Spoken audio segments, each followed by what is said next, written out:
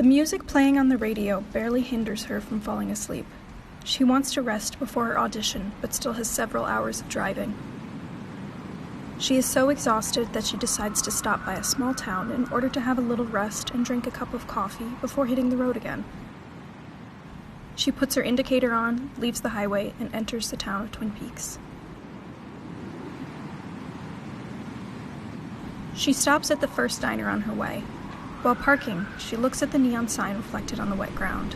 She tries to read it, but what she sees doesn't make any sense. It's just a set of letters and symbols combined in a strange shape.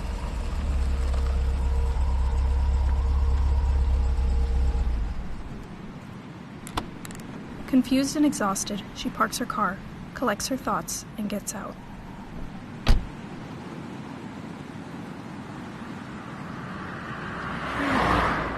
She walks toward the diner as if being drawn to its glowing yellow lights. She passes by the facade and looks inside. The warmth of the restaurant makes her feel unsafe while standing outside. She suddenly feels an urge to go in.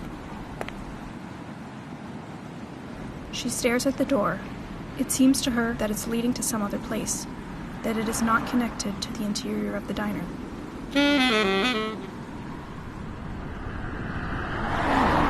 But she has to push this door.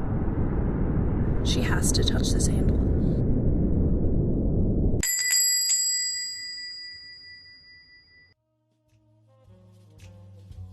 She finds herself bathed in warm orange light. Finally inside, she feels safer and relaxed. On the corner table, a cup of coffee seems to be waiting for her.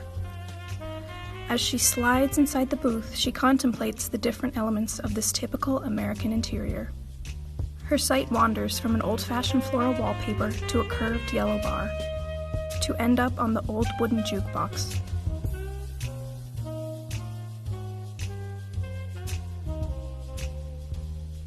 She takes a first sip of her coffee, puts down the cup on the table, looks at it, and suddenly freezes. Petrified by the reflection of branches waving in her cup, she finds herself completely unable to move. Staring at the black liquid, she starts to fall inside this dark reflection of her world.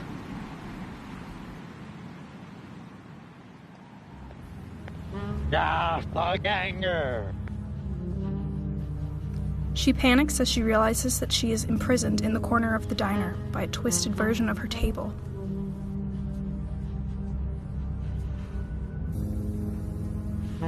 This would look nice on your wall. As she tries to escape, she ducks under the table and notices the weird unstable lines on the floor.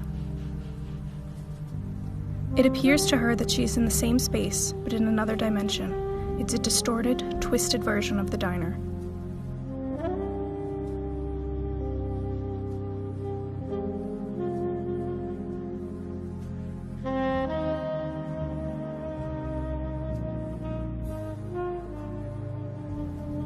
She is now in a small room, covered in red paint.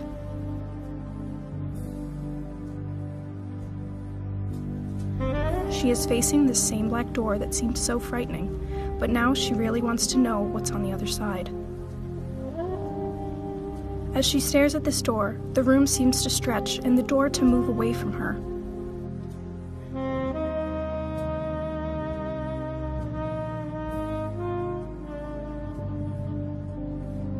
She starts to cross the stretched corridor on the booth seat.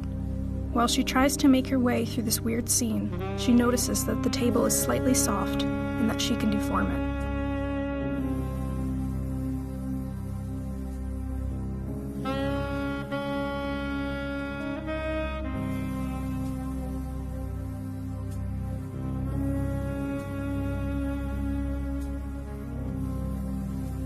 She is now facing something that she knows by heart, a place that she loves and hates at the same time.